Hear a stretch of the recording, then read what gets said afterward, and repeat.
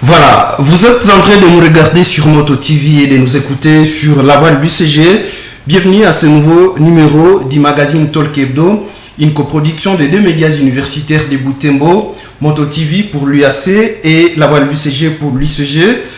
Mesdames et messieurs, après l'effondrement d'un immeuble à construction le 26 août dernier sur avenue Matokeo à Butembo, entraînant 6 morts parmi des civils et 6 autres blessés, des analystes sont restés partagés au sujet de la responsabilité, alors que les uns ont tenu pour responsable l'État congolais, d'autres se sont directement appris à des techniciens, ingénieurs ou encore au responsable lui-même, propriétaire de l'immeuble. Alors, quelle est la part des responsabilités de chacun des intervenants dans la réalisation de la chaîne, dans la chaîne de réalisation de l'immeuble? C'est la principale question au centre de ces débats. Et pour en parler, je reçois sur ce plateau assistant Providence Siroyo. Il est urbaniste attaché au secrétariat académique de l'Institut des bâtiments et travaux publics, IBTP Butembo. Il est aussi directeur d'Ikivu Urbaniste et compagnie, un cabinet d'études et de planification et aménagement urbain à Butembo. Monsieur Providence Siroyo, bonjour. Bonjour. Voilà, nous sommes également avec architecte Kabambi Kananga, bonjour. Bonjour. Il est chercheur en architecture et urbanisme, il est basé ici à Butembo. Nous serions également avec le chef des services urbains de l'urbanisme à Butembo, il n'a pas répondu à notre invitation. Fidèles téléspectateurs et auditeurs, merci de nous envoyer votre commentaire ou poser votre question sur les numéros affichés sur votre écran. Bienvenue dans cette émission.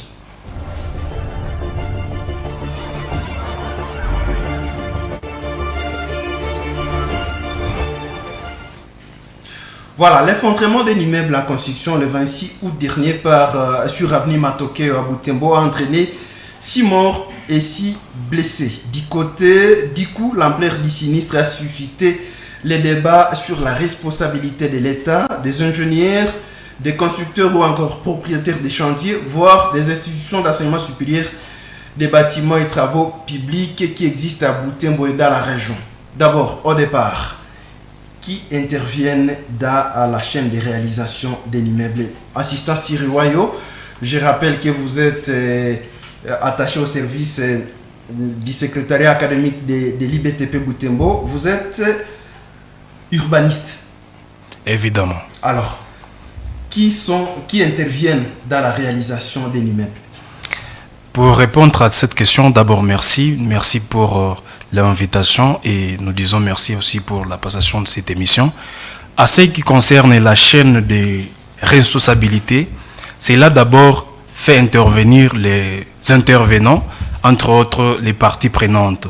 Mais dans la chaîne d'exécution, soit des réalisations de bâtiments, il y a plusieurs étapes, plusieurs échelons à suivre. Et cela donne certaines responsabilités à l'État, aux techniciens, mais aussi aux responsables du bâtiment, soit le maître d'ouvrage. Et pour ce faire, il y a plusieurs, comme je disais, étapes à parcourir. Avant tout, il y a d'abord les responsables du bâtiment qui doivent consulter un cabinet d'architecture, ou soit, je peux dire, un architecte agréé par l'État, soit reconnu par l'Ordre national des architectes de la République démocratique du Congo. Et après cela, une fois les études de conception sont réalisées, et si c'est un cabinet plein de techniciens, cela doit passer par une étude structurale. C'est-à-dire, il y a les ingénieurs qui doivent analyser la faisabilité de la construction de ces terrains, mais avant tout, toute la conception d'abord passe par l'analyse du site, parce que c'est un bâtiment, c'est une construction qui doit reposer sur une base, c'est-à-dire toutes les conceptions, quoi qu'elles soient, elles doivent d'abord avoir une idée sur les sites qui doivent accueillir cette conception-là. Et après cela, c'est maintenant que ces gens-là doivent passer au niveau du ministère de l'urbanisme. Parce qu'avant tout, le ministère de l'urbanisme a la responsabilité d'abord d'assainir un site pour accueillir toute construction. Assainir un site, Bon, je pense que c'est une chaîne longue, mais enseigner réussite, c'est d'abord préparer une trame, préparer un plan affecté à différentes activités. Et après cela, quand le plan arrive au niveau du bureau du ministre, soit du ministère de l'urbanisme, on doit analyser la localisation d'abord de ces plans pour voir si on peut passer par les descentes sur terrain et analyser la faisabilité par rapport à ce plan. La chaîne est tellement longue, je pense aussi l'architecte peut nous compléter. Alors là déjà, j'ai senti, vous avez parlé des maîtres d'ouvrage et maîtres d'œuvre. La différence, c'est quoi? On entend parler effectivement des maîtres d'ouvrage, maîtres d'œuvre. C'est quoi la différence?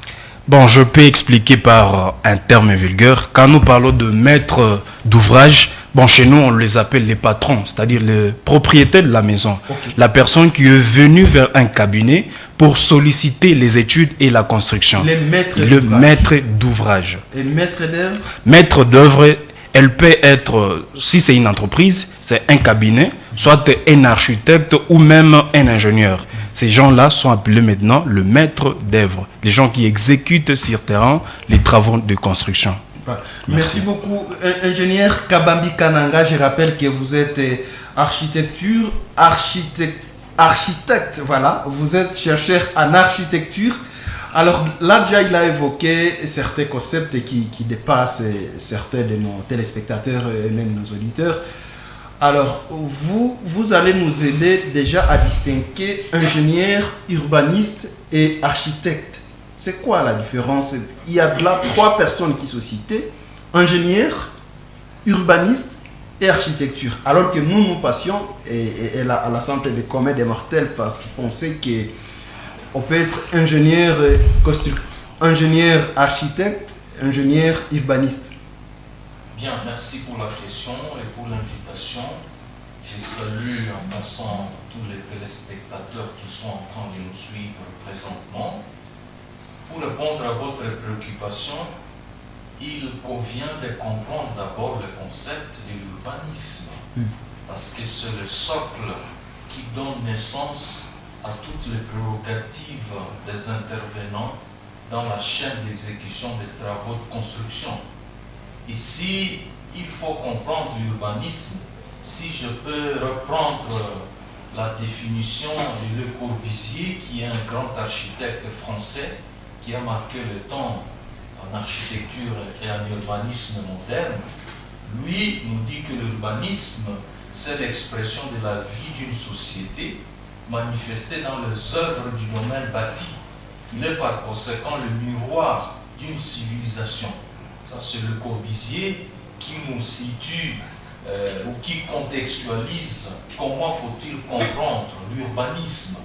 Alors, c'est-à-dire, en partant de cette définition de Le Corbusier, vous comprendrez que pour comprendre l'intervention de chacun, le premier qui intervient, il y a d'abord le géomètre topographe qui doit effectuer les levées topographiques pour comprendre la morphologie du site, ou mieux du tissu urbain.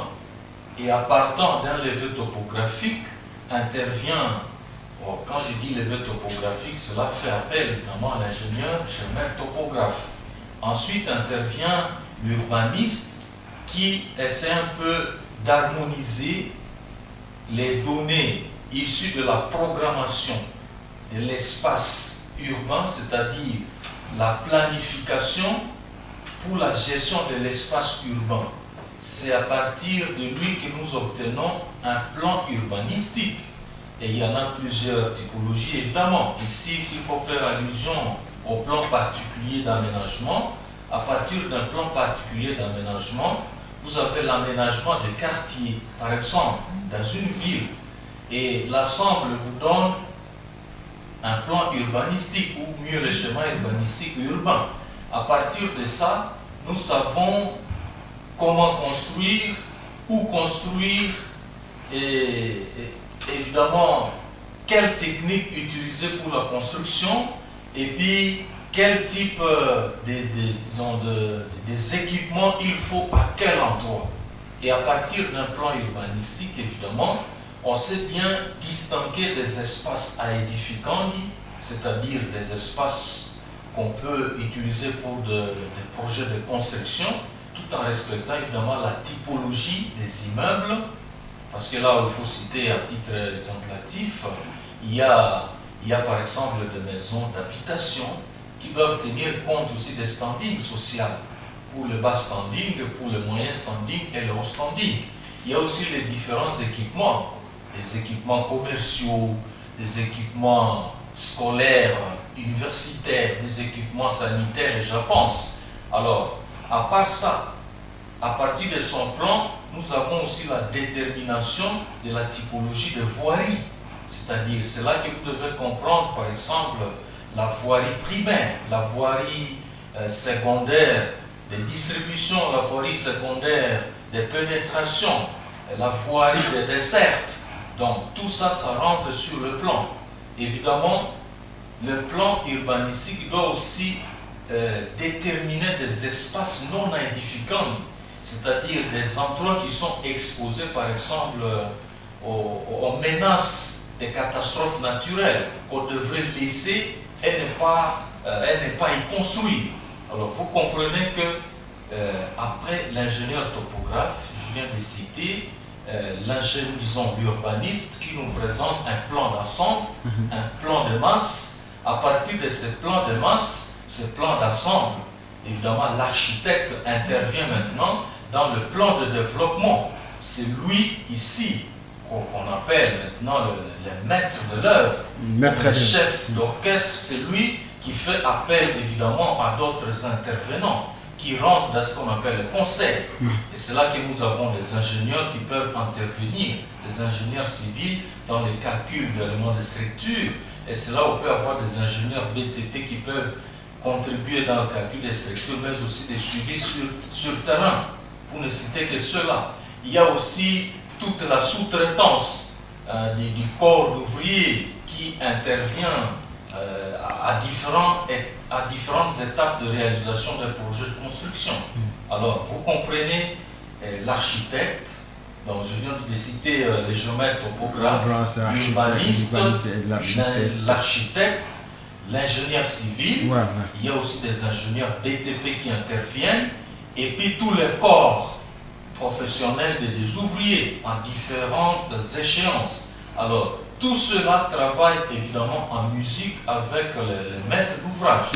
C'est celui qui sollicite évidemment l'expertise de ces différents intervenants dont je Alors, lorsque survient un incident comme celui qu'on a vécu sur Avenue Matokyo très récemment, le 26 août dernier, quelles sont les possibles hypothèses?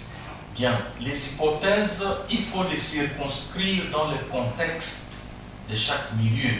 C'est ici que je vais essayer un peu de situer la responsabilité au regard des défis liés même à cette responsabilité-là.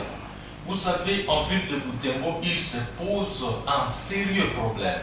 C'est-à-dire, il y a d'abord l'absence d'un plan urbanistique cohérent, systématiquement élaboré, et c'est ce plan en principe qui devrait nous aider à comprendre quel type de plan particulier d'aménagement on devrait avoir pour chaque quartier. À ce niveau-là, c'est la responsabilité étatique. La responsabilité étatique, la responsabilité de l'État. L'absence d'un plan d'urbanisme. Tout à fait. Parce que quand on rentre même dans la composition des services de l'urbanisme, il se pose de sérieux problèmes. C'est-à-dire l'expertise avérée n'y est pas. Ça, nous devons le dire sans embâche. Et à côté de ça, il y a une sorte d'absence de l'autorité de l'État. Parce que vous serez d'accord avec moi qu'à Butembo, il y a des maîtres d'ouvrage qui obtiennent des titres pour construire sur des espaces non aedificants.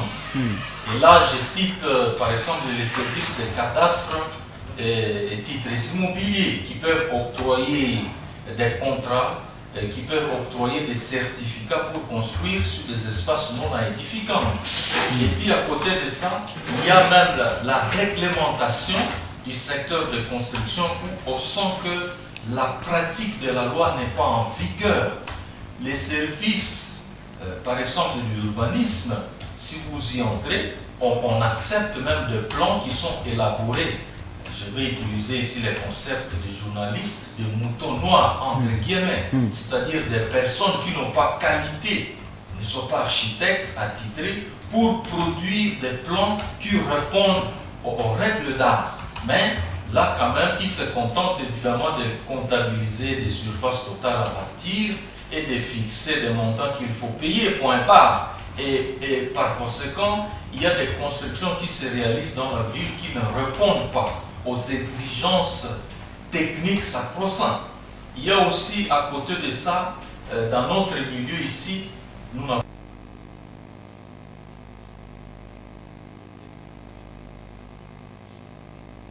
du sol, parce que le sol ou mieux le terrain constitue la matrice de tout projet de construction. Et voilà pourquoi il s'avère impérieux de procéder d'abord par des analyses géotechniques et systématiques qui doivent permettre de comprendre évidemment la nature du sol, la structure du terrain, la capacité de portance du terrain, situer le niveau de la nappe phréatique des eaux pour voir comment lutter contre la montée capillaire des eaux qui peuvent constituer un obstacle sur le plan de stabilité de l'ouvrage et du sol lui-même, comprendre l'hydroscopicité, la perméabilité, la porosité, tous les éléments qui rentrent dans le contenu de la compréhension du sol avant d'y construire. Et à part ça, il faut aussi fustiger un autre fait, c'est qu'en ville de Butembo, les maîtres d'ouvrage s'immiscent dans des prérogatives techniques qui sont réservées aux seuls techniciens. Par exemple, c'est eux qui vont vous choisir les ouvriers qui vont intervenir pour la réalisation du projet. C'est eux qui vous achètent les matériaux de construction alors qu'ils ne connaissent pas les qualités qu'il faut pour choisir tel ou tel autre type de construction de matériaux. Ça, c'est les maîtres d'ouvrage qui s'immiscent dans les compétences qui ne sont pas siennes. Alors, à cela s'ajoute aussi la qualité des matériaux que nous utilisons en ville de Butembo. Alors que déjà l'écologie de notre milieu est riche, on pouvait faire un bon choix. Malheureusement, s'il faut citer par exemple les roches de pierre, les roches de pierre, nous avons toutes les typologies ici, les roches métamorphiques, des roches sédimentaires, des roches éruptives. Et puis, s'il faut rentrer dans la composition du sol en ville de Butembo ici, on va revenir sur la composition du sol de Butembo et même la qualité des matériaux utilisés. Là, ça sera donc la deuxième partie après avoir donné la parole à ingénieur, plutôt à assistant Sirwayo. Je souhaite parler des assistants pour ne pas me perdre dans vos... L'urbaniste. Vous allez réagir à cette déclaration du professeur ordinaire Makengo Lutimba Iber, qui est enseignant visiteur à l'IBTP Butembo. Il a animé une conférence dimanche dernier sur l'analyse multifactorielle des sinistres sur les immeubles à Butembo dans la région. Alors, il a dit que dans les contextes socio-culturels et économiques de la région, même si les différents responsables sont des ingénieurs concepteurs, les maîtres d'ouvrage, les propriétaires et les services étatiques à différents niveaux, il dit que la part de l'ingénieur ne devrait pas quand même se faire manipuler par la crainte du chômage. Votre réaction? Il est revenu sur ça, il accuse les maîtres d'ouvrage de s'immiscer dans votre travail, mais vous vous laissez manipuler par ces gens-là qui vous promettent de l'argent et qui vous fixe en fait la règle de conduite. Merci. Je salue à pensant l'expertise du professeur Aber Makengo, parce que c'est grâce aussi à cette conférence que beaucoup d'entre nous, soit les populations de Butembo, sont informées de certaines responsabilités quant à la construction. À ce qui concerne cette hypothèse que les ingénieurs et même les architectes, parce que ce n'est pas simplement les ingénieurs. Je dois d'ailleurs souligner que la plus grande d'abord responsabilité, je peux l'accorder aux architectes dans le respect même du plan de construction. Je dirais d'ailleurs c'est ici à Butembo où il y a des plans de construction qui coûtent au moins des $100. Bon, là, j'entrais dans la facturation, mais c'est vraiment décevant. Et comme vous l'avez dit, simplement parce qu'il n'y a pas une organisation. Moi, je peux accuser peut-être les structures qui doivent encadrer nos ingénieurs, qui doivent encadrer nos architectes, qui doivent bien sûr encadrer nos urbanistes dans la promotion, dans le respect même de ce métier-là. Parce que l'architecture, l'ingénierie, l'urbanisme, ce sont des métiers nobles qui aident à construire d'une manière réglementée la ville. Et si je peux dire, ces responsabilités quant à l'organisation de l'ingénieur, de l'architecte, de l'urbanisme ne sont pas bien organisées, je dirais que cette manipulation sera toujours effective. Alors, c'est quoi cette organisation? Quand je parle de l'organisation, là, je vois directement l'ONA. Je vois directement l'Ordre national des ingénieurs. Je vois directement l'Ordre national des urbanistes. Je sais, c'est évidemment à applaudir parce que l'ONA est vraiment organisée du point de vue RDC, parce que c'est une structure bien reconnue par l'État. Et pour les ingénieurs, c'est évidemment aussi à féliciter parce que l'Ordre national des ingénieurs est déjà déposé au niveau de l'Assemblée. Pour ne pas aussi oublier les urbanistes, ça fait déjà 2 ans, depuis 2020, 2 ans à une année que l'Ordre national des urbanistes est à l'Assemblée nationale de la RDC. C'est-à-dire, cette organisation devait donner certaines réglementations quant à l'application de ces métiers, même dans une ville. Je dirais d'ailleurs cette manipulation résulte de non-signature des contrats. Vous voyez, il y a un ingénieur qui se contente d'avoir un renommé. Je construis telle part. Lui ne voit pas son expertise. Il voit simplement, bon, quand je vais passer, on va m'appeler l'ingénieur à métier. Mais est-ce qu'il est reconnu d'abord par l'Ordre national des ingénieurs? Est-ce que cet architecte qui a déposé ce plan-là au niveau de l'urbanisme est reconnu par l'Ordre national des architectes? Moi, je dirais que c'est une désorganisation. D'ailleurs, moi, je pensais qu'il serait important que ces structures-là s'imposent aussi en RDC. Que l'ONA est une structure sur terrain, une structure qui peut arriver même à contrôler concomitamment avec, je dirais, les autorités attachées à l'urbanisme pour voir sur ces chantiers-là qui a conçu la maison. Parce qu'il y a des limites, il y a des projets où l'ingénieur est défendu de faire une conception.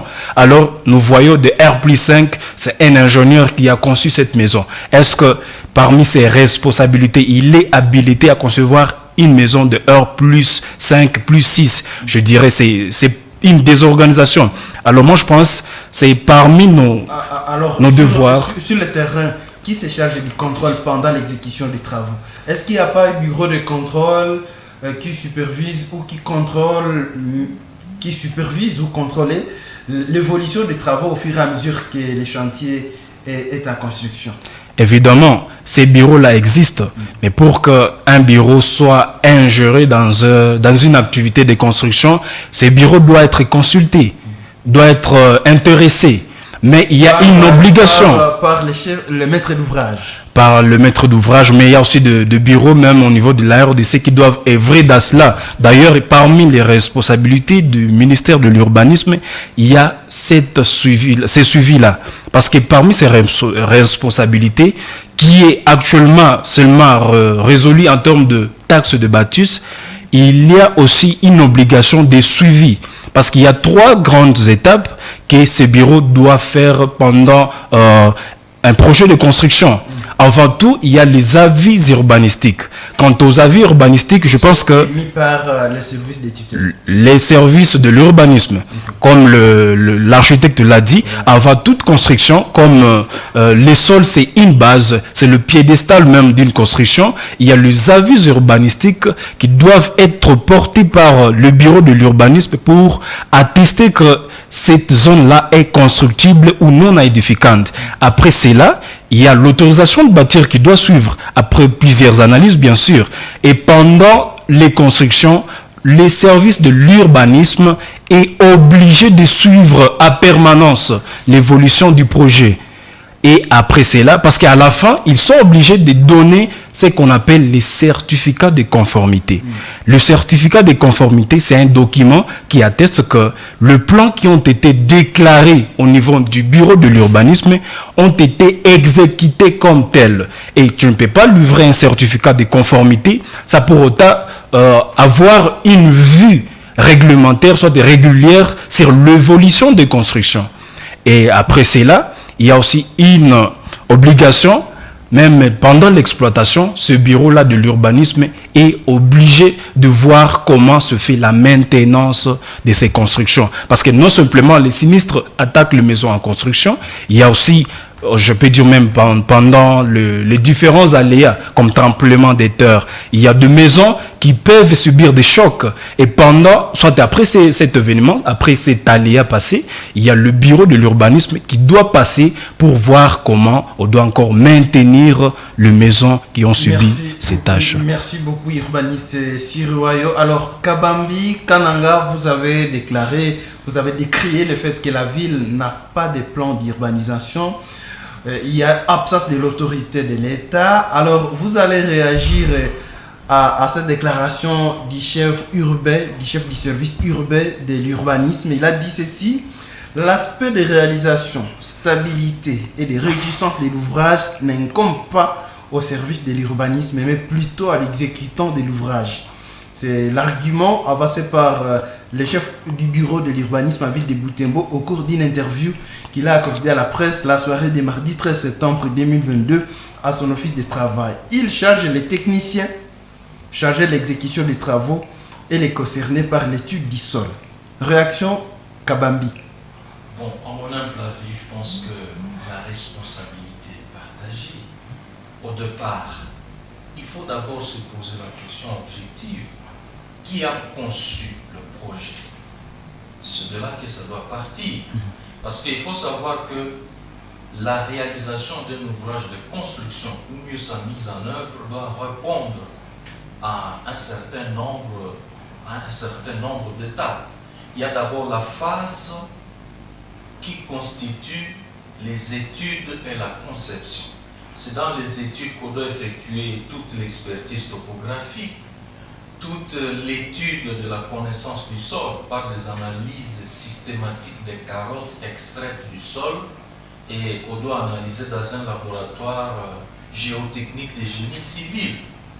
La phase des études, c'est là où on doit effectuer vraiment des notes, des calculs de structure, des éléments de structure pour voir si et seulement si la notion des charges a été comprise. Parce que là, vous devez savoir que quand on voit la structure, l'ossature porteuse, il faut que l'ossature porteuse soit en mesure de résister promptement contre les charges permanentes, les charges d'exploitation, les charges d'entretien, les charges climatiques et les charges dues au mouvement de choc qui peuvent intervenir d'un moment à un autre pendant et après l'exécution du projet de construction. Il y a ça. À part la phase des études et conception, il y a maintenant la phase de mise en œuvre. Est-ce que tous les procédés techniques et scientifiques qu'il faut mettre en exergue ont été respectés? Parce que je vais citer un exemple. La plupart de nos constructions en ville de Butembo reposent sur des fondations sur rigole.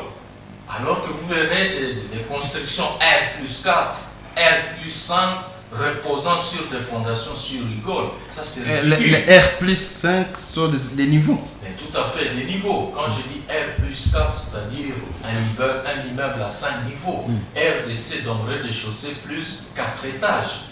Alors, vous comprenez ça par exemple. Alors que le choix d'un type de fondation doit dépendre, ou mieux ce choix est déterminé par la qualité du sol qui doit accueillir l'ouvrage de construction, mais aussi l'envergure du projet de construction qu'on doit réaliser. Et c'est là que je me dis, qui a conçu le projet? Le fait qu'on fait recours à des expertises moins qualifiées, non compétentes, mais nous n'aurons que les deux yeux pour pleurer continuellement. Et ensuite, les services de l'urbanisme qui acceptent, qui valident de plans qui ne sont pas réalisés dans leurs règles d'art. À côté de ça, les différents services étatiques qui sont déployés sur le terrain, prétextant évidemment faire suivi, mais eux ne visent que les aspects relatifs à l'argent. Ils n'y vont pas pour voir si les travaux sont s'effectuer dans les normes, dans les critères techniques, artistiques, scientifiques. Vous voyez, c'est tout ça la problématique. Alors, est-ce que les services de l'urbanisme, par exemple, a la compétence d'arrêter les travaux sur le chantier? Tout à fait. Parce qu'ici, il dit que le suivi n'incombe pas, en tout cas, à ce service. Écoutez, il est vrai que dans la chaîne d'exécution des travaux, nous avons le maître de l'œuvre qui est l'architecte. Il travaille avec ses ingénieurs conseils. Il y a aussi d'autres qui interviennent dans le cadre de la sous-traitance. Mais aussi, il y a des entreprises de contrôle, comme l'urbanisme l'a dit tantôt. Il y a des entreprises de contrôle qui doivent exercer le suivi des travaux. Alors, effectivement, ces travaux se réalisent. Je vous relance sur ce point-là. Qui doit saisir ces bureaux de contrôle entre les maîtres d'ouvrage et les services? Vous savez, il y a deux possibilités.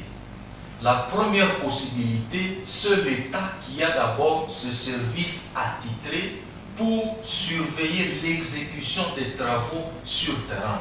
Parce que les services de l'urbanisme ne peuvent pas octroyer les certificats de conformité pour un chantier qui n'a pas été réalisé dans les règles d'art. Il y a ça. Deuxièmement, malheureusement chez nous ici, l'architecte, les ingénieurs, nous sommes payés à monnaie de singe. Donc vous comprenez, avec cette problématique, l'immixtion dans ce que nous faisons, ça fait que les travaux ne se suivent pas dans des conditions optimales. En principe, le bureau d'études qui a conçu le projet, ou bien l'architecte qui a conçu l'ouvrage, il devrait se faire accompagner d'une entreprise qui va exécuter le projet de construction et d'une autre entreprise qui va assurer les contrôles pour que le maître de l'œuvre se rassure évidemment que tout ce qui se passe sur chantier se passe dans les conditions techniques reconnues par la législation congolaise. Malheureusement, il n'y a pas de contrat classique. Ce qui se fait en ville de Butembo ici, ce sont des contrats de gré à gré, où on se parle de bouche à oreille comme ça, où on ne sait pas s'asseoir, à la maison, réglementer des choses dans des conditions optimales. Et voilà pourquoi d'ailleurs, pour ce qui concernerait les suivis sur le chantier, on ne sait plus suivre avec tout l'engouement, toute la motivation, parce que les conditions sacro-saintes pour réaliser un ouvrage de construction dans le règle d'art ne sont pas réunis dans notre ville de Butembo. C'est cela la problématique. Donc, la première responsabilité incombe à l'État par l'accroissement des services étatiques.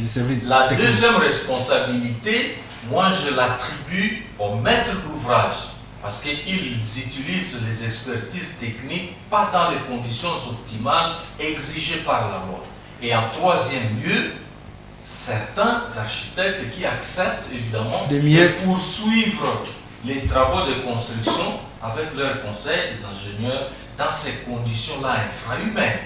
C'est dans ce cas que l'architecte peut avoir aussi une part de responsabilité. Mais pour le cas des immeubles qui sont des s'infondrer, déjà à Goma hier, il y a un autre immeuble qui s'est infondré à côté de l'hôpital Il Africa. J'étais de passage à Bukavu il y a de cela quelques semaines. J'ai vu un immeuble s'infondrer à côté de la résidence même du gouverneur de province. Quand on essaie un peu de faire la relation des faits, on comprend que les mêmes raisons sont en train de produire les mêmes conséquences fâcheuses. Donc, soyons sérieux, respectons les compétences de chacun, et là, on peut mettre fin à ces deuils qui ne cessent de nous attrister continuellement. Voilà. Alors, sur Wayo, on accuse également les sols de Butembo.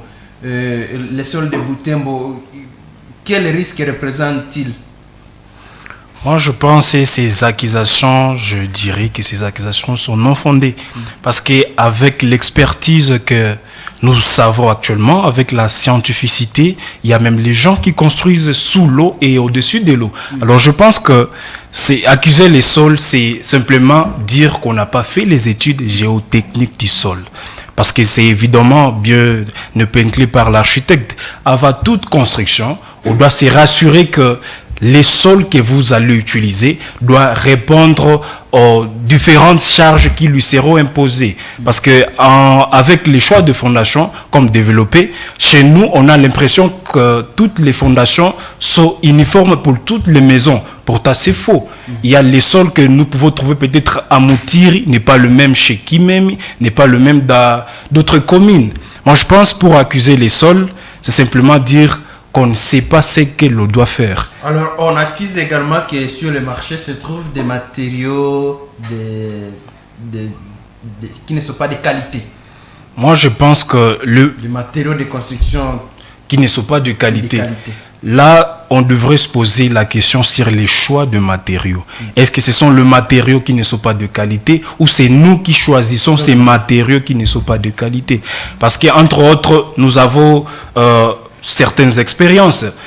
On vous appelle, bon, moi j'ai besoin que tu me construises une maison même à 2 étages. Mais déjà le maître d'ouvrage te dit, j'ai déjà acheté 50 sacs de ciment, j'ai déjà fait importer 50 pièces, je ne sais pas, des barres de 12 ou 13. Est-ce qu'il vous a consulté avant de faire le choix? Quels sont les indicateurs? Quels sont les faciès qui lui ont permis de choisir tel type de ciment selon la résistance et laisser tel autre? Moi, je pense que cette responsabilité n'est pas nullement attribuée ni à l'ingénieur, ni au maître d'ouvrage, mais c'est partagé. Parce que parmi les réglementations qui régissent les constructions, c'est l'ingénieur, lui, qui doit choisir le matériau de construction. Et si le maître d'ouvrage vient avec ce matériau, tu as cette obligation, tu as ce droit à vous de dire non, moi je n'utilise pas ça, plutôt je vais faire choix à utiliser ceci ou cela par rapport à mes calculs, par rapport à mes préparations pour mieux faire l'exécution de ce travail. Avant d'aborder la conclusion de cette émission, le professeur Hubert dit ceci: alors que la loi exige un urbaniste pour 20 habitants, la ville de Butembo, qui approche les millions d'habitants, devrait en avoir 50. Mais n'en a aucun. Ça, c'est sa déclaration. Il n'y a non plus aucun laboratoire de génie civil pour le contrôle des qualités des matériels et ouvrages. Pourtant, déclare-t-il, beaucoup de sinistres viennent des matériaux qui ne respectent pas les normes. Réaction urbaniste Sirouaï. Merci encore pour ce soutien par le professeur Aber. Bon, je dirais c'est par 20 000 habitants, on a besoin maintenant d'un urbaniste, pas 20 ou 200 habitants. C'est par 20 000 habitants dans une ville qu'on a besoin d'un urbaniste pour gérer l'organisation urbaine d'un espace occupé par ces habitants-là. Et comme chez nous, voyons, nous avons au-delà de déjà 1 million d'habitants. Pour simplement dire que votre hypothèse est vraie, on aurait besoin de 50... L'hypothèse du prof. Effectivement, l'hypothèse que vous venez de nous lire du professeur est vraie. On aurait besoin, dans la ville simplement de Butembo, 50 urbanistes qui seraient là pour accompagner les prérogatives et le bon respect de la réglementation de lois qui régissent l'occupation du sol. Mais est-ce qu'il y a même un seul? Il n'y en a pas.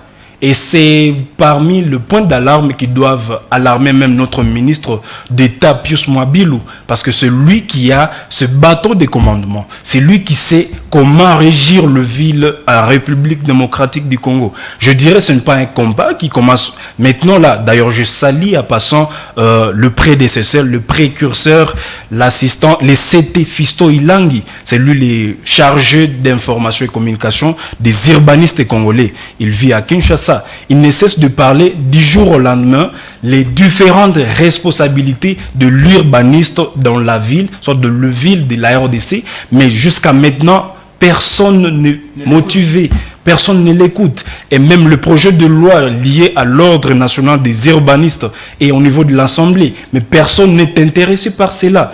Je dirais qu'il est vraiment temps que les autorités aient ce courage-là de nous accueillir, de nous approcher pour leur aider. Parce que ce sont des études que nous avons faites. Nous avons fait 5 ans pour simplement étudier l'urbanisme. Comme les architectes, ils ont fait 5 ans pour étudier simplement l'architecture.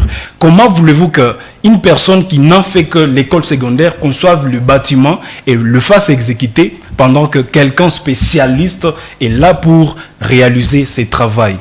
Moi, je dirais qu'il est vraiment important que nos autorités attendent de nous quelque chose et que nous puissions les accompagner. Parce qu'avant tout, je dirais, je dois d'ailleurs citer les différentes typologies des habitations que nous avons en République démocratique du Congo. Nous avons les habitats planifiés. C'est parmi les différents plans que nous avons vus, soit nous avons vécu dans la ville de Kinshasa. C'est-à-dire l'État lui-même, parce que c'est parmi ses responsabilités de doter à la population les habitants décents. Donc c'est l'État lui-même qui fait une trame assainie et il construit pour la population. Et après cela, chez nous, la plus répandue, c'est l'autoconstruction qui devrait être assistée, parce qu'elle ne peut pas assister. S'il serait assisté, le service de l'urbanisme pouvait accompagner pendant la construction, pendant la réalisation de travaux de construction, les différentes réalisations.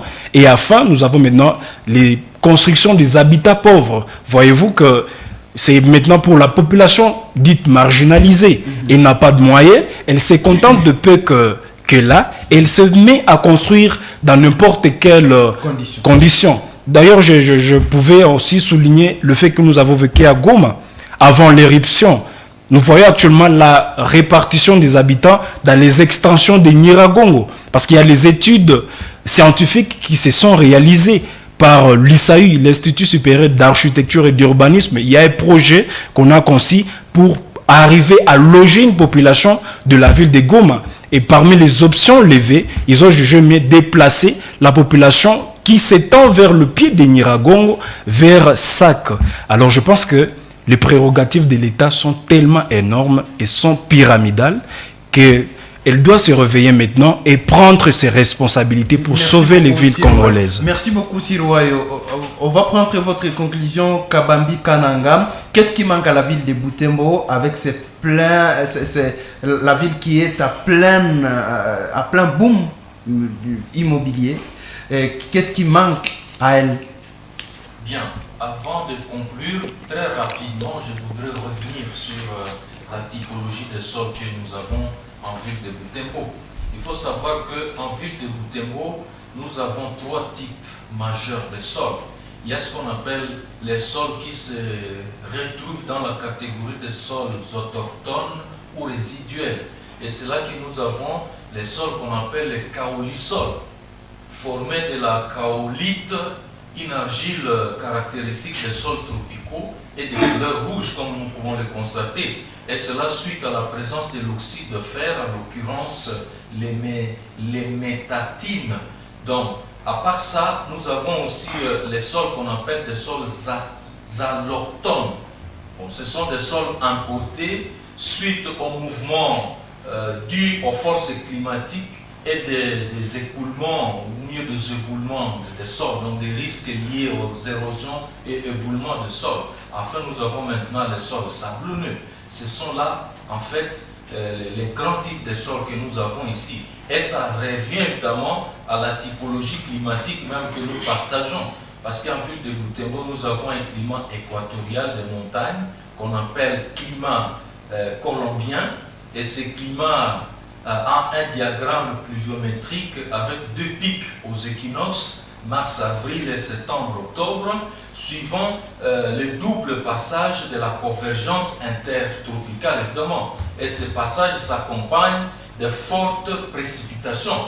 pour simplement dire qu'en ville de Butembo, nous avons la saison pluvieuse qui domine sur la saison sèche, la saison de soleil.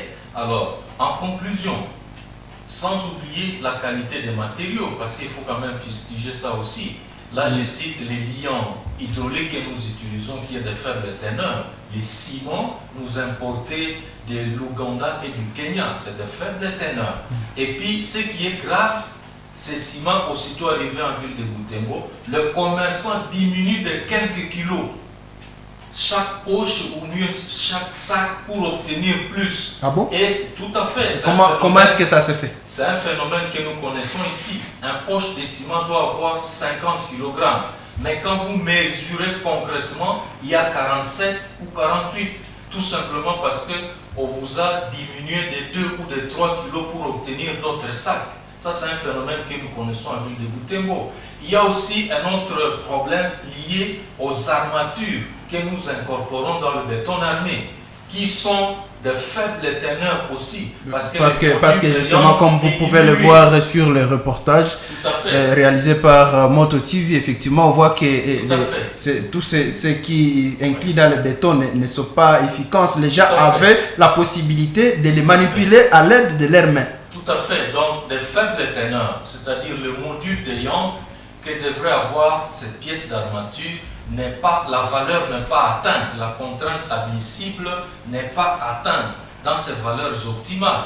Vous verrez par exemple une barre qu'on appellerait une barre de 20 diamètres, alors que dans la réalité, sur le plan de sa capacité de portance, contrainte admissible, c'est une barre de 16 diamètres. Vous voyez toutes ces difficultés. Alors, rapidement, votre conclusion, qu'est-ce qui doit être fait dans cette ville de Butembo? Ce qui doit être fait, il faut élaborer d'abord un plan d'urbanisme, donc un plan urbanistique systématique. Ça, c'est de la compétence du ministère de l'urbanisme. Le plan particulier d'aménagement pour chaque quartier. À côté de ça, je proposerai d'ailleurs, pour désengorger la ville, qu'on puisse élargir la ville à travers des cités satellites qu'on peut élargir dans tous les sens. Dans notre ville, il y a encore des espaces qui ne sont pas rationnellement occupés. On peut exploiter ces espaces rationnellement en y construisant des villes, disons des cités satellites, et ça va permettre de désengorger la ville. Deuxième piste de solution, il faut que chaque intervenant puisse jouer son rôle. Les maîtres d'ouvrage doivent cesser de s'immiscer dans les compétences techniques, parce que nulle part au monde, le malade va proposer à son médecin les schémas thérapeutiques et les produits pharmaceutiques qu'il faut prendre. Or, c'est cela le contexte de notre ville de Butembo. À côté de ça, il faut annexer aussi la solution selon laquelle on doit traiter le maître d'œuvre et son conseil dans des conditions humaines acceptables. Le métier d'architecte, c'est un métier noble. Les métiers d'ingénieur, d'urbaniste, ce sont des métiers nobles. On doit traiter dans des conditions normales, selon que c'est fixé par la loi, ces intervenants dans le domaine de construction. Mais aussi que les services étatiques qui s'occupent des projets de construction puissent cesser le marchandage. Donc ils doivent faire leur travail et éviter de marchander, parce que plus il faut continuer à marchander, nous n'aurons que nos deux yeux pour pleurer. Voilà, et merci enfin, beaucoup. Que les institutions qui forment des architectes, des ingénieurs, des urbanistes puissent veiller sur la qualité de la formation. Cela pourra urbaniste Siroyo. Urbaniste, merci beaucoup Kabambi. Urbaniste Siroyo, votre conclusion? Merci beaucoup encore pour la parole accordée. Moi, je dirais les conclusions, soit la conclusion, elle est déjà mieux précise. Parmi les grandes causes des sinistres, les grandes causes de différents risques que nous sommes entrés, qui perdurent dans la ville de Butembo et dans le ville de l'Est de la RDC, c'est l'absence du plan. Je ne dis pas l'absence de la réglementation. Nous avons une liturgie, nous avons les textes réglementaires qui sont à notre portée. Mais est-ce que ces textes sont en application? Et quand je parle du plan, c'est ces plans-là qui doivent régir l'occupation du sol. Entre autres, je dirais le plan urbain de référence, c'est le plan de la ville. Il a parlé aussi de plan local d'aménagement. Quand nous partons maintenant pour chaque commune, au-delà d'arriver au quartier, chaque commune n'a pas la même réalité. Chaque commune aurait son plan local. Et après cela, pour arriver au principe des bottom-up, maintenant le plan particulier d'aménagement serait affecté à tous les quartiers pour donner un goût d'utilité du sol. Mais je dirais ce n'est pas pour autant dire qu'un plan c'est simplement créer des cités résidentielles. Parce que c'est parmi les problématiques de nos villes, surtout la ville de Butembo. Nous voyons que la ville de Butembo c'est une ville monocentrique. Et l'extension, les restes, ce sont des résidences. Pourtant, ce n'est pas le cas pour d'autres villes. Dans une ville, nous devons avoir aussi les grandes occupations pour les équipements structurants et les équipements de proximité. Alors, je pense que au-delà du plan réglementaire de l'urbanisme, aussi l'État a sa responsabilité et chaque intervenant, quel que soit l'ingénieur, quel que soit le maître d'ouvrage, quels que soient les ouvriers, doivent prendre les responsabilités qui leur sont attribuées pour arriver à sauver nos villes des sinistres urbains. Merci beaucoup, assistant Siriwayo. J'ajoute à vos recommandations cette autre recommandation du professeur Hubert aux entrepreneurs et instituts de Butembo comme l'IBTP. Il leur demande de doter la ville d'un laboratoire de génie civil pour le contrôle des qualités des matériels et ouvrages. Une structure de grande importance selon lui, comme c'est le cas en ville de Goma. Madame, messieurs, téléspectateurs et auditeurs de Moto TV et de la voix l'UCG, Talk Hebdo est terminé pour aujourd'hui. Merci de nous avoir regardés. J'étais sur ce plateau avec architecte Kabambi Kananga, chercheur en architecture et urbanisme. Merci d'être venu répondre à notre invitation. Merci pour l'invitation. Assistant Providence, Siriwayo, il est urbaniste attaché au secrétariat académique de l'IBTP Butembo. Il est aussi directeur du Kivu Urbanistic Company, un cabinet d'études de planification et aménagement urbain. Merci également d'être venu. Merci aussi pour l'invitation, mais aussi un point, j'invite aussi les amis, les ingénieurs, les techniciens à participer à la Journée mondiale de l'habitat qui se tiendra le 3 octobre de cette année 2022, organisée par l'Ordre national des architectes et Kivu Urbaniste et compagnie, accompagné par l'UBTP Butembo. Merci beaucoup pour l'invitation. Talk Hebdo, c'est complètement terminé. Merci à vous tous de nous avoir regardés. Talk Hebdo est une coproduction des deux médias universitaires de Butembo, Moto TV pour l'UAC et la voix de l'UCG pour l'UCG. J'étais si vous voulez mon Jackson à la présentation.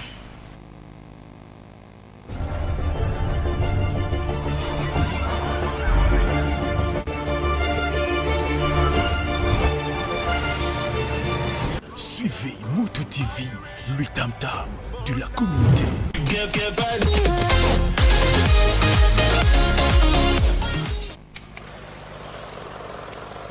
Quand l'art et l'esthétique évoluent dans le temps,